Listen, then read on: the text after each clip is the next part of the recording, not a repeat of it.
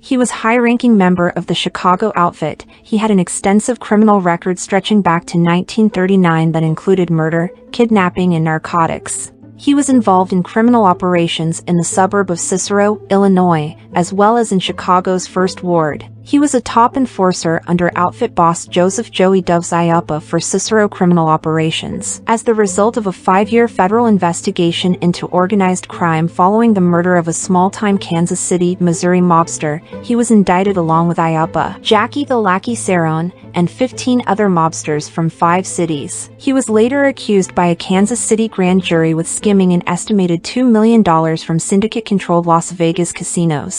Federal authorities further charged that, by using money from the Teamsters Union Central States Pension Fund, the mobsters were able to consolidate their control over some Las Vegas casinos during the 1950s and 1960s. Federal agents had also recorded at least 12,000 hours of phone conversations through wiretaps from organized crime figures in Kansas, Missouri, Milwaukee, Wisconsin, Illinois, and Nevada, over a period of 4 years. In July 1984, his attorney Louis Carbonara requested to federally appointed Judge Joseph Stevens Jr. to have the tapes be transcribed and made available for the defendants. However, due to opposition from Chief David Helfrey, the U.S. Department of Justice's organized crime strike force in Kansas City, Missouri refused to transcribe the tapes, claiming the difficulties regarding the numerous jurisdictions involved in wiretapping. This issue, among other factors, caused a series of continuances and delays as the case continued for 2 years and, by September 1985, was called by law enforcement officials as one of the longest in 20 years of prosecution into organized crime. On January 21,